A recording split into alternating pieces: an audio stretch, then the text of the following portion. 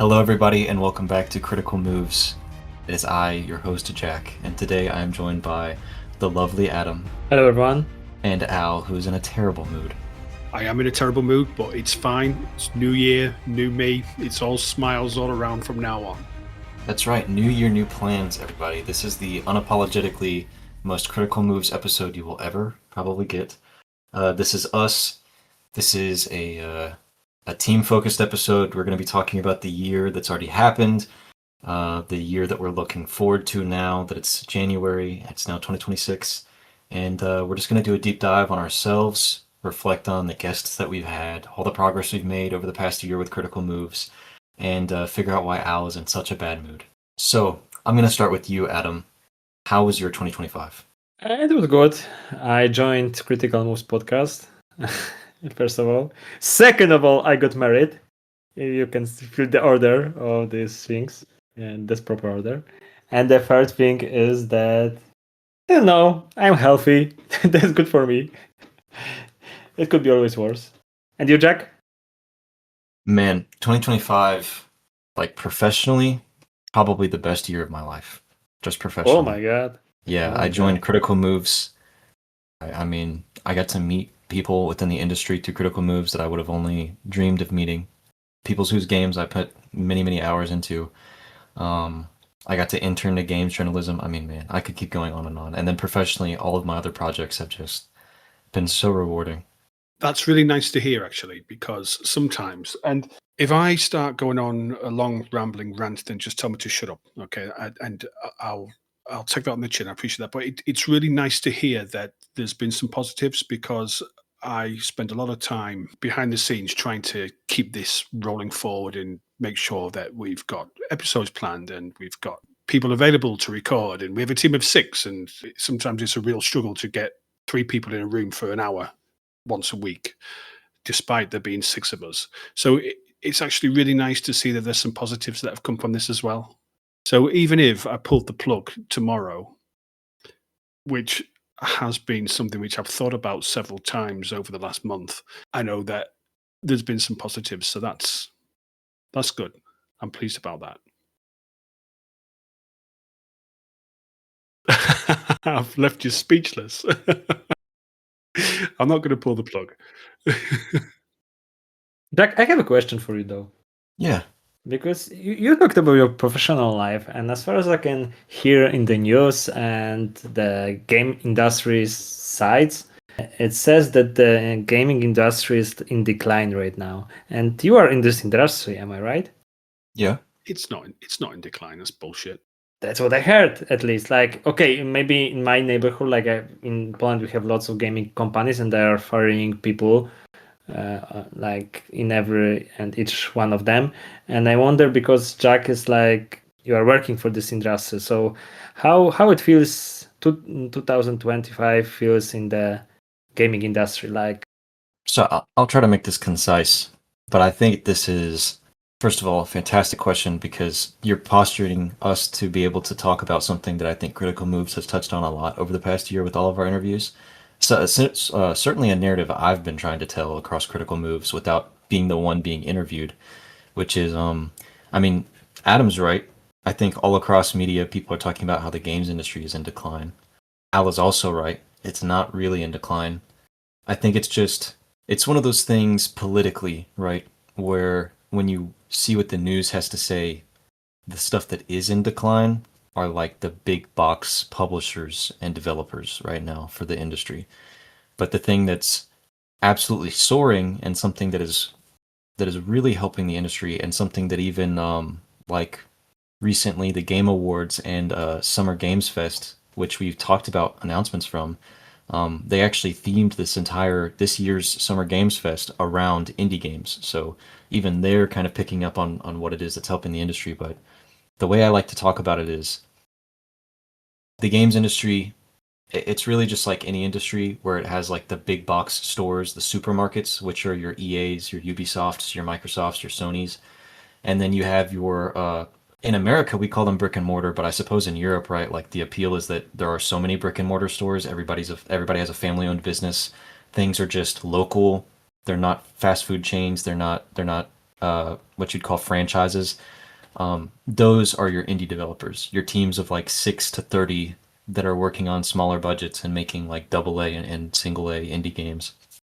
They're absolutely just doing great. I mean, that's the part of the industry I'm in, and it's just this wonderful thing where like these basically family-owned video game businesses or hole-in-the-wall little bakery family-owned video game industry businesses that are your indie companies, they're constantly recruiting, they're constantly looking for new people, and their games and as much passion as they're putting into them are the ones that are being nominated for the Game of the Year right now. They're the ones that are winning awards like Best Debut Indie or Best Multiplayer. I mean, like when you look at the categories that just passed in this Game Awards, and we're filming this before the Game Awards has happened, mind you, but a lot of those categories are just filled up with small indie games, like Peak and like previously games like Lethal Company. All of these fun multiplayer games, or even just small indie games, they're just doing fantastically. And so that's where I'm at. And so for me, it feels like the industry is growing in a positive way, where there's just enough jobs that I don't have to compete with people, even though my area of the market's really saturated.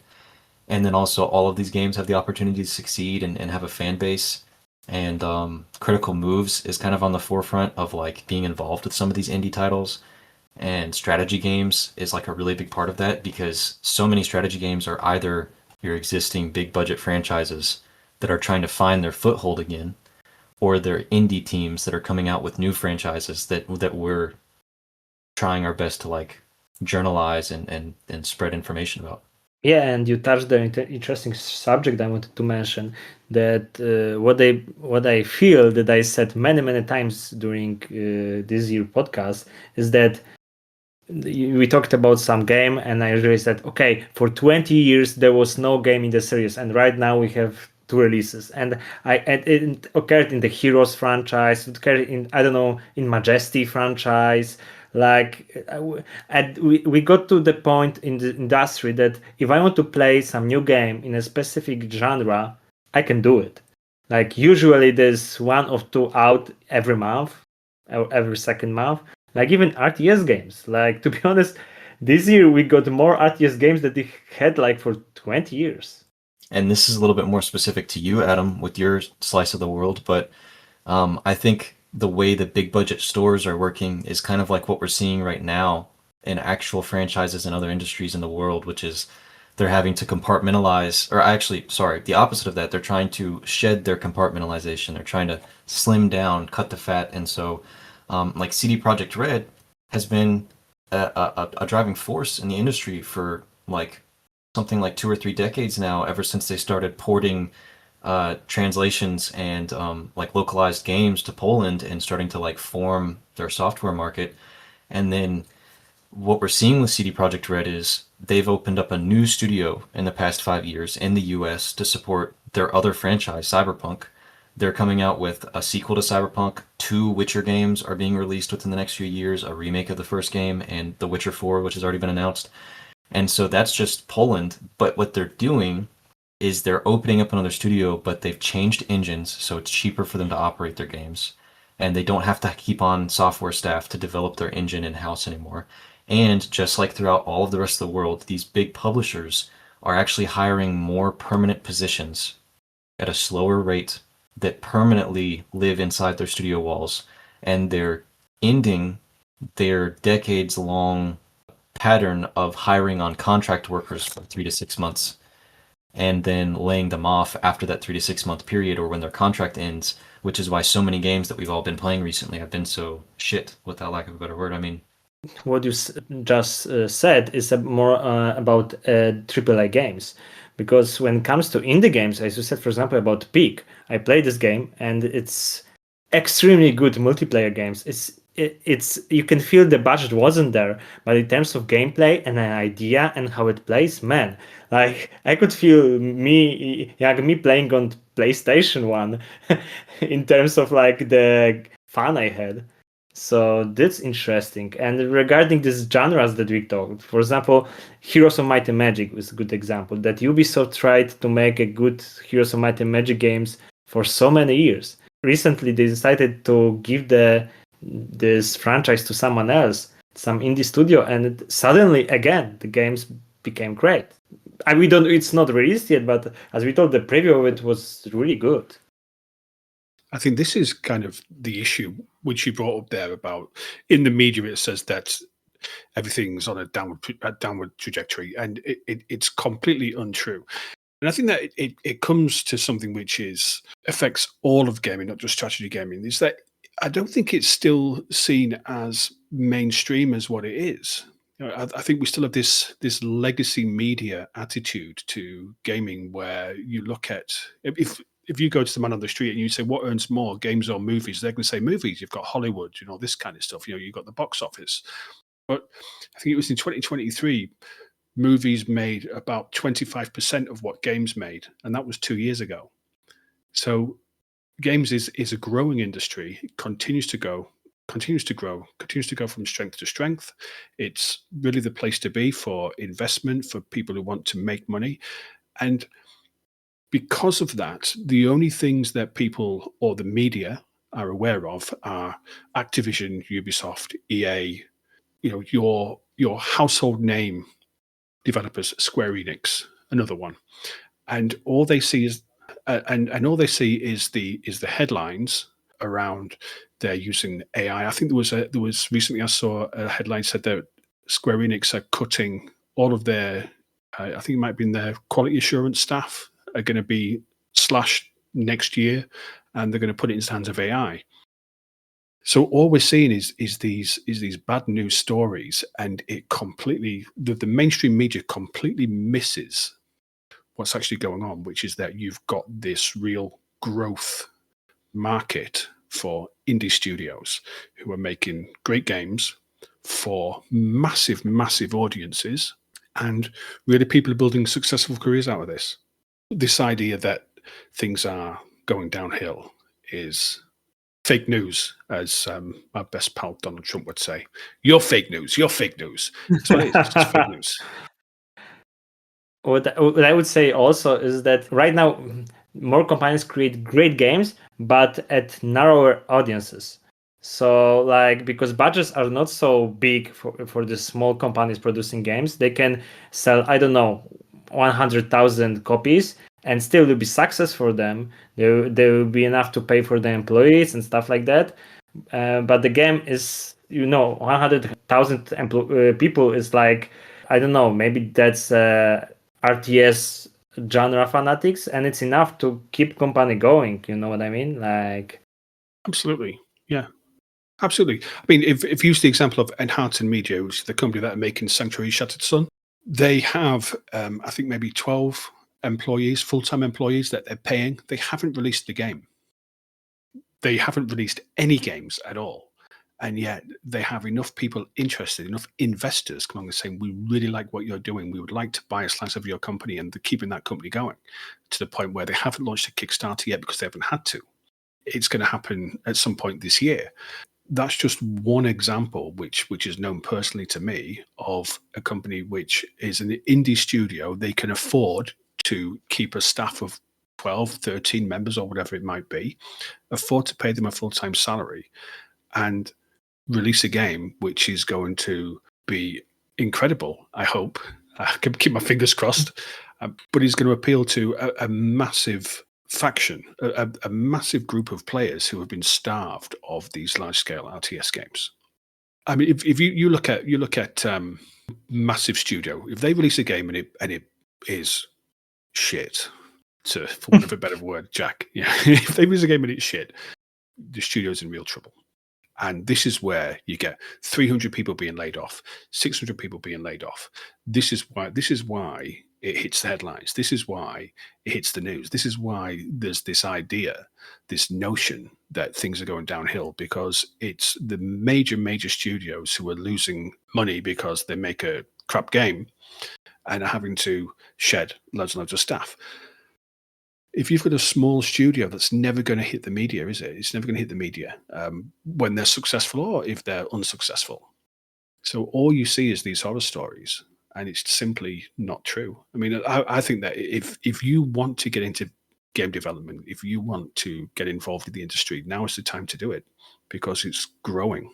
It's not going downhill. Don't believe what you read in the papers or on X.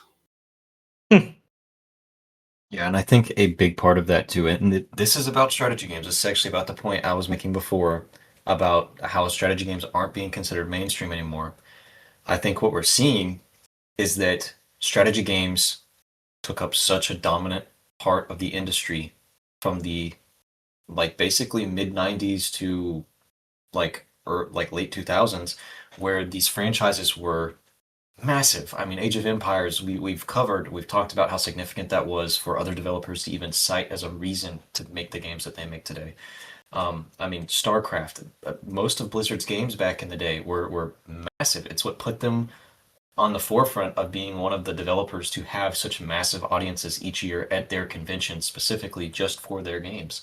I mean, that was at a time when something like the Entertainment Expo, E3, invited developers or had developers on the same stage. Blizzard was renting out their own and doing it like across the street, basically separating themselves from a convention that had to have multiple massive publishers just to exist.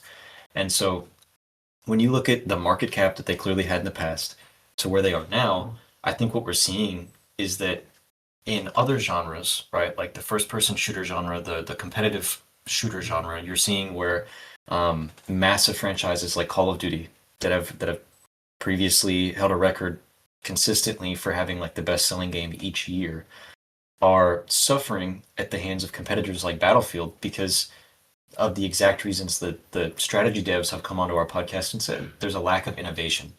There's not a perpetual movement in the engine of strategy games that means that when Age of Empires 5 comes out, all of the larger content creators on Twitch or YouTube are abandoning the games that they're playing today to spend a week on Age of Empires 5. And they're not doing that, not because they don't like those games, because they do. They make content on Age of Empires occasionally, they make content on older Blizzard titles occasionally. They talk about how much they like those strategy games from the past. They're not playing it because there's no money there, there's no content there, and there's also no innovation. There's no reason why they feel incentivized to play it themselves, be sponsored, and be forced to play it, or invite their audiences of millions of people to come back and play those games. And it's just, if Age of Empires 5 came out and it was clearly that innovative, I think people would go back to it.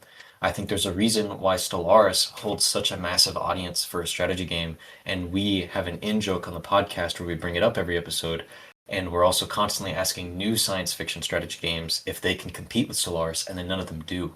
And it's just because it was a spark on a hay bale. It was incredible for what it is, and so there's just nothing has innovated beyond Stellaris, and even Stellaris can't innovate on itself. They can't even make a sequel with all of the work that they put into the game that they've made. Yeah, again, and also when you look at the Stellaris and the Paradox games, like we talked, I don't know, 10 episodes before about the strategy game audience that is not so big as it was, as you said, 15 years ago. But if you look at it from a perspective of all strategy games, so Paradox games, RTS games, indie, city builders, I guess the audience for strategy games in general is not that small. The audience never went away. It's just comparatively, it's smaller than your FPS and your action adventure or racing or whatever. It's a smaller segment of a huge audience. It never ever went away. It's still there and it's still the same size. And I think that not only is it the same size, but it's like people like me who I remember playing Red Alert in 1996. So 30 years ago, I was playing Red Alert, and now I'm older. I have more disposable income. All these new strategy games, I have the time and the money to be able to play them. And there's lots and lots of people like me who remember. And I think we did an episode on the golden age of strategy games. And we're not saying that it's a new golden age because the gaming landscape has changed, the industry landscape has changed, but the audience is still there. They're not focused on. They're not seen as the focus because you have games like Battlefield 6, you have games like Call of Duty 7. You have Fortnite. These are huge. Like three of us look at the strategy games. We look from this kind of, let's call it, veteran player perspective. But I have lots of my friends and my nephews and people their age. For example, they play cozy city builders. And there are also strategy games, and this genre for the younger players, it's extremely huge. Like guys, on the phone, there's so many games, and okay, there are still strategy games. You're still building stuff. You're still thinking what to build next and stuff like that. And it wasn't there when we were younger. So I guess maybe our perspective is this on this more, like advanced side. But let's not forget about all the younger players who are playing more indie games, and they're getting bigger and bigger. Like right now, every second game is a cozy city builder, I get at this point. And I think something to consider with that is that we've talked about it on this podcast before too, but not a strategy game. But when you look at something like Baldur's Gate 3, before that would have released, you would not have looked at the market and then said the largest content creators in the world would attract some of the largest player base in the entire planet to come back to an isometric RPG. Because when you look at the market, you see how well first-person RPG games that are open world completely and are just a sandbox do very well in those markets, or how some very, very linear, very, very specific narrative RPGs like Clair Obscur Expedition 33 this past year does. And then you say, well, that's the future. That's the future. And then what you really see is that a company like Larian goes to an isometric RPG genre that hasn't been touched or has been mostly neglected since the early 2000s with CRPGs, and then they come back and then they make a game that's so innovative that it's more innovative than anything anybody else is doing in the RPG market, and then you see the entire world rush back to that genre. And I think strategy games can do that exact same thing. It's just one of those things that we can't estimate. It requires doctorates and scientists to sit down in the lab and try to figure out what that means, or a genius to come up with what that's supposed to be for a strategy game. But I think it's absolutely obtainable and approachable by any team if they just aim to make a strategy game that's somewhat innovative and is supposed to be a full product at launch, things like that. But that's the problem, is that we're at a point in the industry where no matter what game you're playing, what genre, where you live, you're playing a game and you say, this game is missing this, or it's neglecting this, or it wasn't just made for me for a particular reason.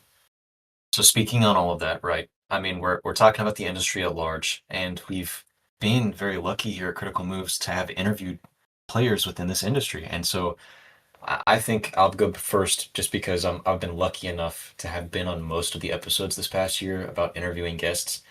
And they've all just been phenomenal guests to have on. So many of them have been super delightful. All of them have been super delightful, super good to get to know, and very generous with their time, both on and off camera. And so anyways, I'm just praising them from that point. But with their place in the industry, it's been fantastic to talk to them and kind of like unravel this narrative with them. Like this opinion that I've had and that Adam asked me about before, most of that information comes from the interviews I've done with them this past year.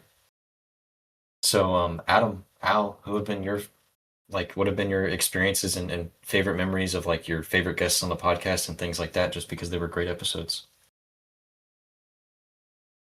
The first interview we did, Nuno and I, Nuno, God rest his soul, we interviewed Luke Hughes, Dr. Luke Hughes from Burden of Command, and that was the first. And we were very, very new as a podcast then. It was the first interview we ever did, and I wasn't sure how it would work. I'm not an interviewer. I'm not a journalist. I'm just a guy who decided to start a podcast, and that really opened my eyes to how much quality you could get out of speaking to somebody in the industry, because I never really thought that I'd be able to do that. I never thought I'd be able to sit down and ask relevant questions. I laugh about this. I think it was when you, Jack, and you and Tim interviewed Dr. Ben Angel on the Age of Empires.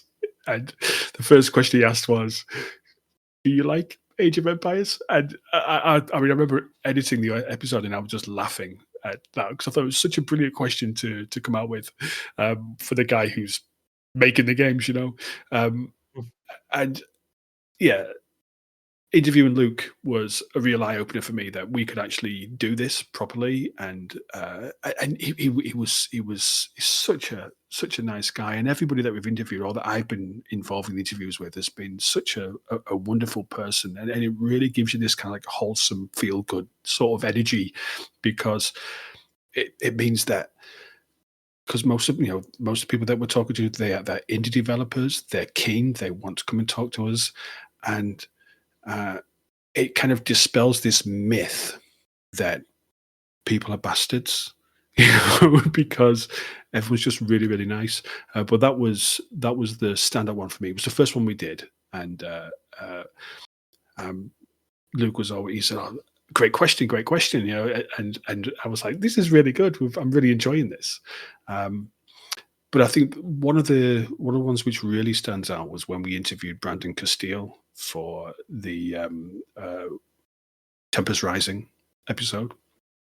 Because, and I know you do the same, Jack, when we're preparing for interviews, we actually do some research into what we're going to talk to these people about. And not Broken Arrow, Tempest Rising is a clear love letter to Command & Conquer. And every single interview that Brandon was on in the lead up to the release of Tempest Rising, everybody brought up Command & Conquer. So in doing that interview, and it was Tim and I who did that one, in that interview, I said, I'm not going to mention Command & Conquer at all.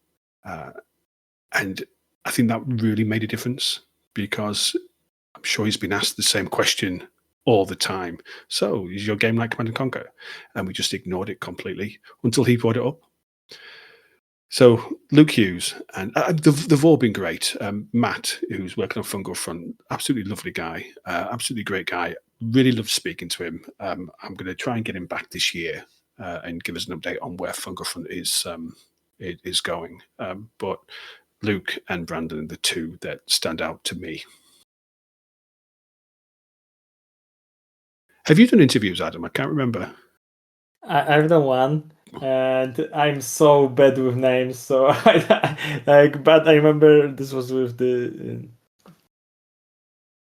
Okay, let's get back, because I don't want to get this. Just tell me which episode it was. It's Thomas Vandenberg with Kingdom. Thomas Vandenberg, yes? Yes, Kingdom. Okay.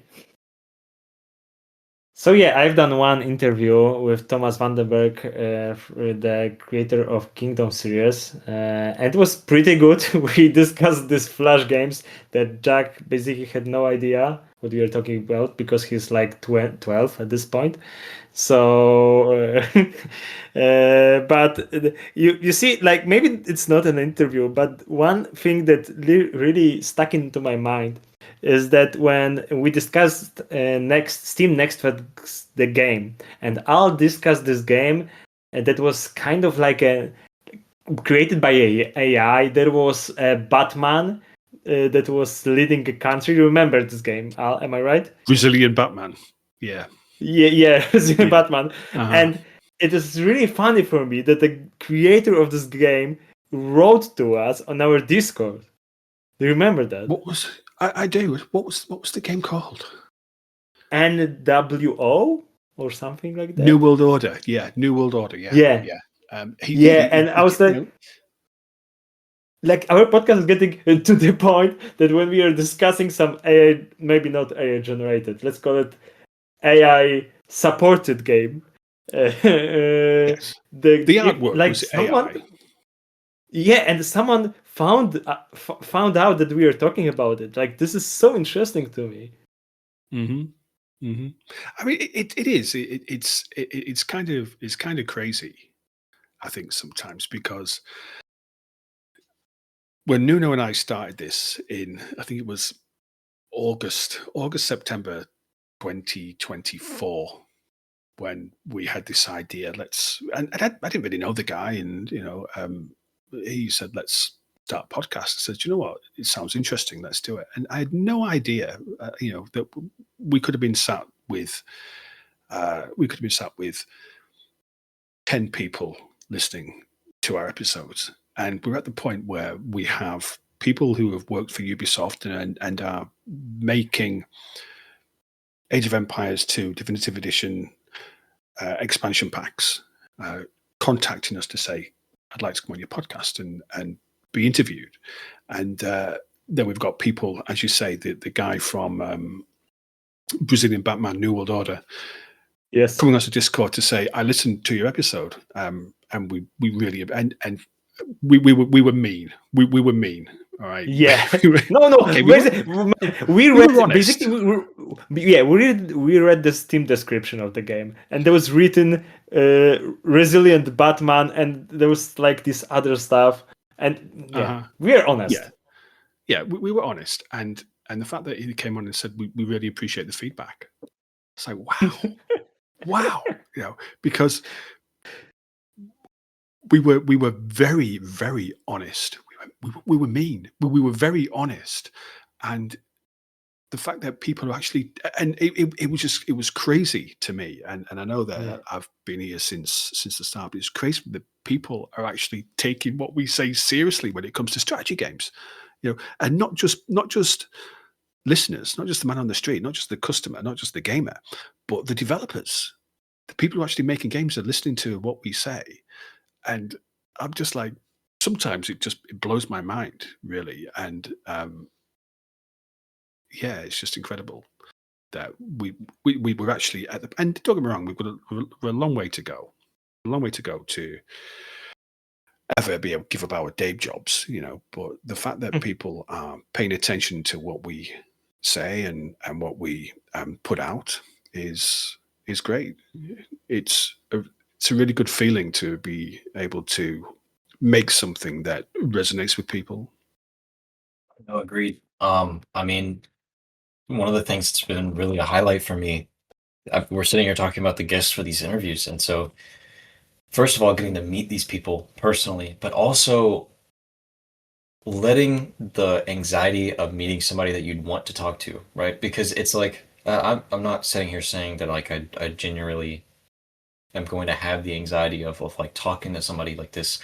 I'm past that point myself personally, but it's the anxiety of feeling like you have the opportunity to speak to somebody with the knowledge and information that they have and the experience that they have in the industry and the position that they're holding, but that you're going to leverage that appropriately for the narrative that you're going to try to tell across the interview or for the purpose of interviewing them in the first place. And so what does that mean for our audience? As we do our jobs as journalists to research this and then figure out about it and understand what kind of questions we're going to ask. And so it's like the charm is that it reinforces it for me that when I get there, they're all really swell people. And so they're friendly talking about their games, and then we're kind of like, we're ushering the information that they've given us and siphoning that down into the best possible narrative we can give to our audience. And then we get their feedback, and then people are like, this is a fantastic interview, or like, I loved it when they talked about this part in particular. And so, yeah, it's incredible that we've had the reach that we've had to interact with people like that. And I mean, even that interview with Thomas, what a fantastic interview. Because when I look back at that personally, it's like, I'm super excited to talk to Thomas particularly. So I'm asking a bunch of questions to him about his game design, principles, trying to tell a narrative. And then Adam is saving the day because he's like, you made Flash games, huh? Did you make the shitty ones or the good ones? And Thomas is like, oh, well, I made these. And then Thomas talks about how they were going to put his game on an airline, and Adam's like, great, because the airlines suck, man. Like, just being there, and like, I would love to play your game on an airline, because like, and then he starts naming airlines, and I'm like, this is actually saving the interview in retrospect, because when I'm listening back to it, it's like, I'm sure Thomas was fine with my questions, but at least he felt like he had somebody to kind of riff with Adam. So it's great that we have that opportunity. Someone to ask silly questions. You can count on me, guys. I think it's a real privilege, and I don't say that to be a suck up. One thing I'm not is a suck up, but I think it's a real privilege for us to be able to be in these positions. And I know how excited you were, Jack, to interview Thomas Vandenberg, and it's really heartwarming for me as the creator of Critical Moves to give you the opportunity to speak to somebody, to give you a platform to be able to make contact with somebody that you've wanted to speak to for a long time, because he resonates with you on a professional level as well. And it is an absolute privilege to be in the situation where we can talk to people like Thomas like Luke Hughes. I think it's just fantastic. But Jack, I know that you've interviewed Thomas Vandenberg. Who else would you like to interview? And I'll see if I can make it happen for you. Thank you. I appreciate that in the Christmas bonus, Al. Yeah. Well, you don't get any money, so. Yeah, I would love to bring on some of the composers. I've not been shy about that behind the scenes. I would love to bring on composers of strategy games and have them come on. Someone like Jeff Van Dyke, who is the composer behind the Total War series.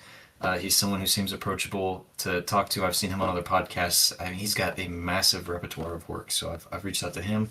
But I would love to do the same for other indie composers for games that I mean, when we spoke to Chris McElligott Park for his work with his studio art and games, and he talked to us about the composer and the way he found them and his other collaborators just from the community.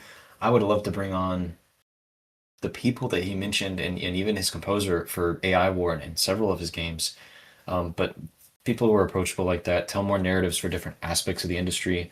I think we've done a really good job of spreading out our context. So we've talked about game directors for strategy games, game designers. We've even gotten to the philosophy behind them with the people who are writing the narratives for these games, and the expertise and experience that they brought to the table to even come up with the concept for these games, like with Luke Hughes.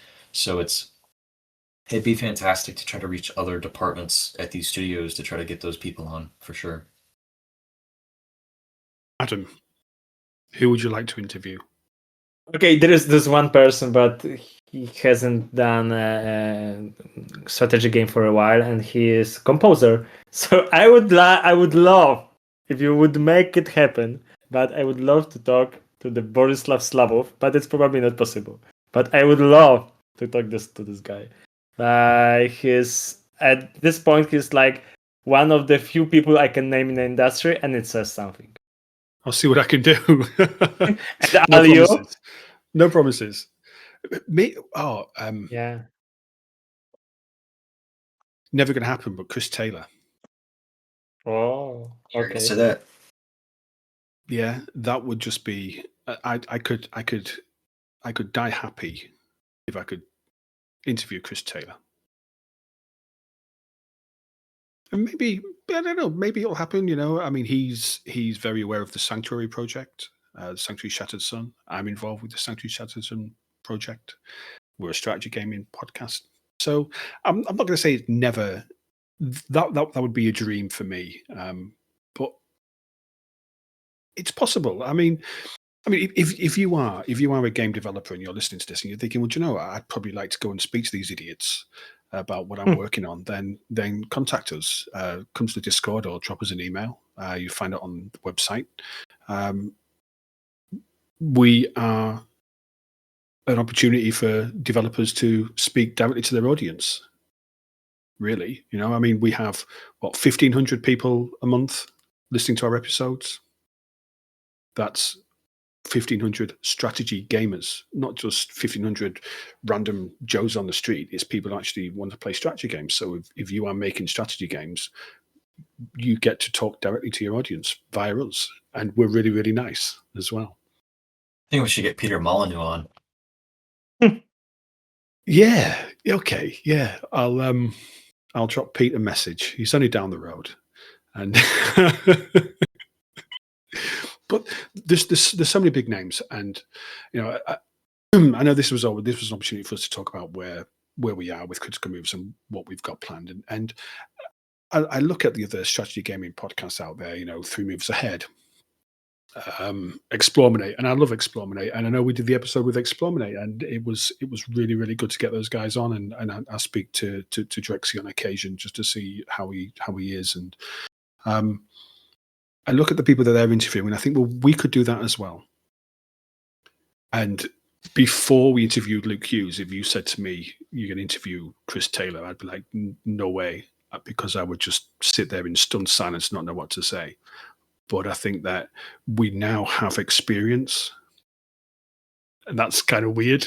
You know, we now have experience of interviewing people, you know, and I kind of like throw off this moniker of journalist that Jack likes to throw around. I'm not a journalist. I'm just a bloke who makes a podcast. But maybe you're right. Maybe there is some journalism going on there, and maybe this is the platform which has given us the opportunity to talk to people that we'd actually really love to sit down and have a cup of coffee with, or a beer. And speaking of journalism, if you had 2026 in front of you, like you do now, and you had the platform of Critical Moves, knowing all the people that you've been able to interview, the platform you have to be able to interview or attempt to interview and ask anybody you want with the confidence behind you of the past year, and you also had a perspective on the industry and the other journalistic platforms that exist across the industry for different genres, leverage different things, have more or less presence at the various different industry-wide events like the Game Awards or Summer Games Fest. How close do you want to fly to the sun, Al? I mean, you have 2026 in front of you, you have this platform, you have a team in front of you of people who are willing. So where would you see Critical Moves going? Yeah, some of them are able. Where do you see, how close to the sun do you take Critical Moves before the wings melt? I mean, do you want us to be a more serious journalistic platform? Do you want us to be more consistent in our content? Do you want us to just maintain the pace that we're at? Give me a minute. It's difficult because I think that I'm happy with where we are. I would love if we had more listeners. I really would. And bear in mind we don't do any kind of promotion or anything like that. If people are listening to Critical Moves, it's because they've found us an accident or it's been word of mouth. We've never spent a cent on advertising. I don't really use the social media that we have. Nothing really gets put out there. If people are listening to this podcast, it's because they've either found us by accident or because someone said you should listen to this podcast, or our interviewees are sharing our episodes and we're getting people that way. I would love to be able to interview more people, but I think that there's more to this than just doing interviews. And I think that's clear. I mean, we've done maybe between 6 and 8. I'm not sure exactly how many interviews that we've done. Most of our episodes are us talking about games, and those are kind of the ones which I think are we can, like the Brazilian Batman situation. We couldn't have done that in an interview. We couldn't have taken the piss to that extent in an interview. And I really appreciate the opportunity to sit down with people who want to talk about things that I want to talk about and have the opportunity to do that. Because I couldn't really sit down and talk to my mother about strategy games for an hour, or to my friends who may or may not like strategy games. So let's talk about, we have a conversation, and we might talk about some strategy games, but typically that gets moved on to other subjects. So to be able to actually niche down and talk about this kind of stuff, I'm happy with the way things are. I would like us to be able to be heard by more people. I think that we're doing far, far better. I mean, we've just been just over a year, 60 episodes or so. We're doing far, far better than I anticipated. We are listened to by 1,500 people a month. In the last year, we've had nearly 500,000 views on our YouTube channel as well. So we're not unknown. I think somebody posted on Reddit about strategy gaming podcast, and somebody recommended us, and I'm like, that's great. I didn't have to do that. Other people are doing that for us, and long may that continue. But I have no delusions that we're ever going to be retiring or quitting our day jobs to do this, because I don't have the know-how, I guess, to make us commercially successful. But I like where we're at. I would agree. It's just, the simple 12-year-old on the team, because from my perspective, I feel like, at least especially for Adam and I, because we're present, Critical Moves is like a second life. It's strange. I have other obligations and other deliverables I have to meet. and Adam, I mean, he's got his entire life and his day job. And so it's just when I come to Critical Moves, I see the success that we're having and the ways that we're evolving and how much closer we are flying to the sun, and it's spectacular. And it's like if I had the opportunity of Critical Moves at a different point in my life, maybe a little bit earlier than the commitments I've made now, it would be like something where I would probably be annoyed with me. He'd be like, "All right, I need you to stop bothering me because I'm so all in that I'm constantly just trying to offer other ways to leverage the podcast." And he's like, "Well, we can only produce an episode a week, so you got to slow down." But now it's a nice balance where when I come here and I do my episodes for Critical Moves, or I research and I either review games for the codes that we've received or interview guests, it's like, well, this is a nice slice of life. If it was more requiring than this, more committing than this, I don't know how I would balance it. But I think the beauty and the charm of it is that we don't answer to anybody. You know, like when I talked to Nuno about this, and he's talking about like Kokatu. Is that how you say that word? Kokatu, and all these legacy media outlets and how they're.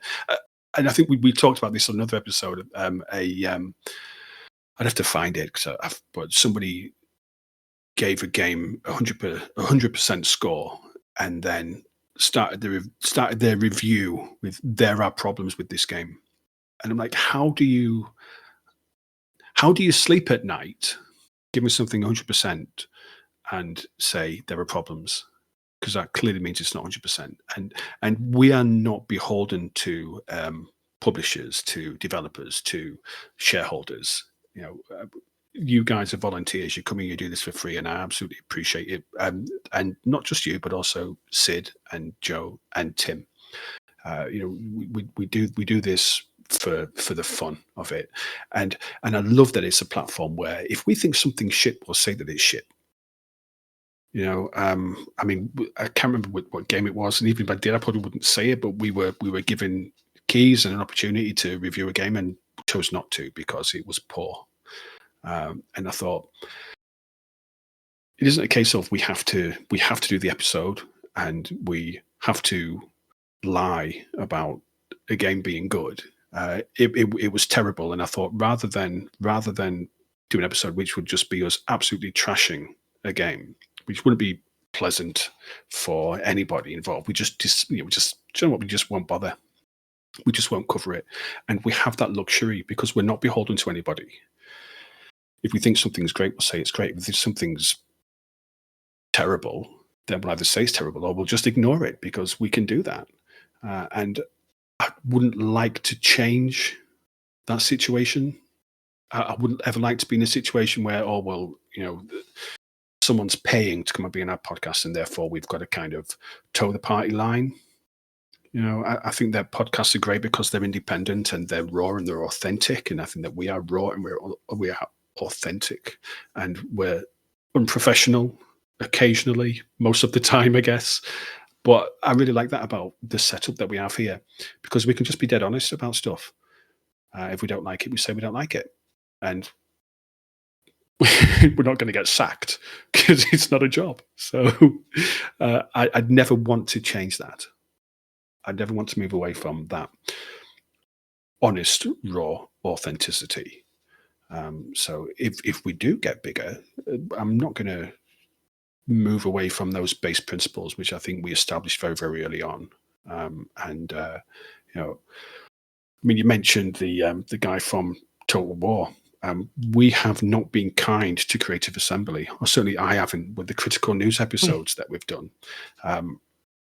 Broken Arrow, torn Broken Arrow to shreds on the YouTube channel. You know, because it's a clusterfuck what's going on over there at the moment with anti-cheat and cheaters and lack of updates and all these kind of things. We can do that because we're independent and we are, and maybe we are journalists. Do you know what, Jack? Fair enough. You know, we are an independent media outlet, and I would never be in a situation where you can't say that because it's going to upset somebody. I don't give a fuck whether it upsets somebody. We're just going to be honest. And I think that our audience appreciates the honesty. So, being in 2026 with the year behind us, I have a question for both of you, and I'll let you think about this. But what would you ask our community? Because we talked about the year, we've talked about who we've interviewed, we've talked about now how we feel about our positions here at Critical Moves. We've debated whether even fall within a definition of journalism with like internally. But at the end of the day, we want a larger community. It's just something that we would like to have, not for success, but just for reach, to be able to spread all of the wondrous generosity of time that these developers have given us to a larger audience. And so we want more community interaction, but what is it that we want to ask them? I mean, do we want to know whether or not they are looking for certain directions for Critical Moves in 2026? Do we have specific questions about whether or not they are fond of the direction that Critical Moves is going? Or do we have more general questions about, just who do they want to see on the podcast? First of all, I think it would be nice to know that we're heard. And is there some kind of requirement for? Am I asking for to be validated there? I don't know, because you guys give up your time for free, and I know I do as well. And I'm not taking anything away from that. But you give up your time for free, and so does Tim, and so does Joe, and so does Sid, and we record episodes that we think people would like to hear. We talk to people that we think people would like to hear from in terms of our interviewees. And it would be nice to know that we're doing something right. And I appreciate every person who joins the Discord or comments on the episodes on YouTube or leaves a comment on Spotify or on Apple or all the other platforms. If you do listen to this, then come let us know that you have, because it pleases me that the people that are giving up their time to make this podcast are not doing it in vain. And I know that we do it for the fun. Do you know what I mean? Of course we do. But it's nice to have that validation. So I would like to know if you've listened to the podcast. Just say yes. You don't have to say whether it's any good. I know it's fine, because maybe some of them aren't, some of them are, some of them aren't. But just to let us know that there's actually people out there listening, because of course the analytics say that we are being listened to, but are we striking the right chord? Secondly, it's a very obvious answer, isn't it? What would you like us to cover? Are you happy as our audience? And there's people that listened to this every week, I'm sure. And Sid, who joined the team recently, he was a listener, and he knows the episodes better than I do because he's listened to them all. Before he joined, he was commenting, and are we going in the right direction? Is there other things that you would like us to cover? Is there things that you don't want us to cover? Get involved. You know what I mean? I would like people to feel that they can have an impact on this podcast. If you've got either as a developer or as a player, if you've got a game that you think you'd like to have covered, and referring to Sid because it's quite recent, he said, I think he commented on Spotify, it would be great if you could cover Sudden Strike. And then he joined the team and we covered Sudden Strike. So it actually does make a difference. If you comment that you'd like to hear something, then we are going to take that. We are going to take that seriously. We are going to listen to those requests, and if we can do it, we'll do it. Hey guys, so I won't be humble here. So what I would say to our community is that if you like us and you like listening to us, if someone asks you what podcast should they listen, just advertise us. Just tell them you listen to us and we have Critical Moves is a great podcast. That's it from me. Like, I believe in the advertisement, and if you're feeling something, this is the best advertisement of all of them. Like the marketing of talking someone into something is the best marketing in the world. So It is. If you see value in what we are doing, please spread the word about us.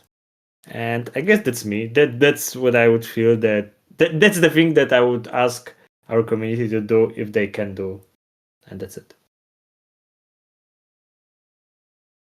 I would ask the community the generic question of who would they like to see on the podcast, because I think so far we've done a pretty fantastic job across the team of coming up with guests and then reaching out to them and then scoring those guests. And so I think we've done a pretty good job of spreading that out. So the podcast has a bunch of various different voices and different backgrounds. And I mean, even just the opinions I've given for who I'd like to see and then who I pursued, we've gotten a fair spread of people across different types of strategy games. But I think it's pretty motivating if the audience lets us know who they're interested in hearing from, even if it's the same type of developer or from the same franchise multiple episodes in a row, just because that gives us the motivation to know who to reach out to and exactly why we're messaging them with the leverage of people want to hear from you. And we have a platform to help you reach, potentially 500,000 YouTube views. So that's what I would ask. That, and also, if you're in the community, just like Al and Adam said, letting us know that you're here would actually matter, because I feel like it's not just our benefit that we're here on this platform. I mean, we get to talk to these fantastic people, and we also get review codes for games. So it's like, what are you benefiting by listening to us? But outside of our impressions on the games that we're playing, we've had developers come back and ask us if our community was a good place to basically ask around or give out keys for their private tests for their next projects, things like that. And so our answers have been, we would love to do that with our community as that stuff shapes up for you in the future and as we have that option. It's also a matter of knowing that we have a community that's, contained enough that we can reach out to them and give them those opportunities and resources. So being a listener of Critical Moves can be just as much a benefit for you as a player of these games and as a fan of these franchises and of the guests that we have on, as it is to advertise or for us to even get to know them and get the codes from them ourselves. So letting us know that you're here and the growth of our community is absolutely a massive contributor to the opportunity of those resources in the future. So we've had a very impactful 2025. I joined the team. Adam joined the team. We were here for we're going on to a year now, almost, in like a month or two, maybe 3, I want to say, for Adam and I to have been members of Critical Move. Sid joined recently. Al, Tim, Joe, I mean, they've been veterans of this podcast. You can tell when you look at them. And so we've had a fantastic 2025.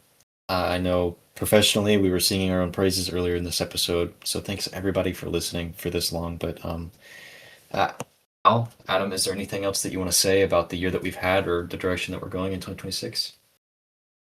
No. No, there isn't. No, there isn't. I will finish by just saying, if you have listened to any of our episodes, if you have watched any of our YouTube videos, or if you have engaged on social media or on the Discord, I really, really appreciate it. Never in a month of Sundays would I have thought that I'd be going into 2026 having had a podcast which was long running. I mean, most podcasts die within a few months. They get abandoned. We have consistently put an episode out every week, and I don't think that there are any other strategy gaming podcasts that do that to that extent. Not the lot of them, mate. No. And it's been a lot of work. It's been a lot of hard work. It's been a lot of stress involved in managing this multinational team that we have, and particular thanks to Jack for stepping up recently and taking some of that load off me when it comes to getting everything scheduled and getting everybody online and ready to record and organized. I really do appreciate that, because it's lonely at the top. You've heard that before, and I don't say that with any kind of like ego, but keeping this going has sometimes been a full-time job, and I appreciate Jack stepping up and taking some of that off me. want to spread the love by thanking Adam, because whenever I first started on this podcast, there was a consistency that viewers would have noticed for the episodes for him and Tim and I, just because of time zones matching up in a way where it was somewhat suitable for us to just record together, and my crazy evergreen episode ideas that I would throw out there for just things that I wanted to do or talk about, to help try to maintain the week episode schedule.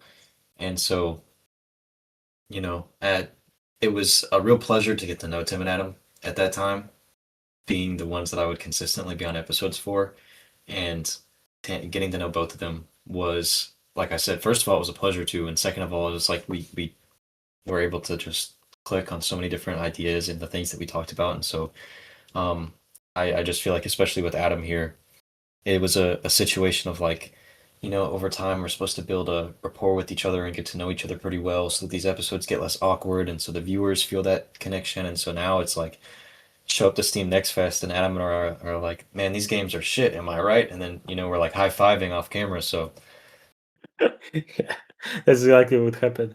Yeah, amazing. And I would like thank you guys for having someone to talk with about games.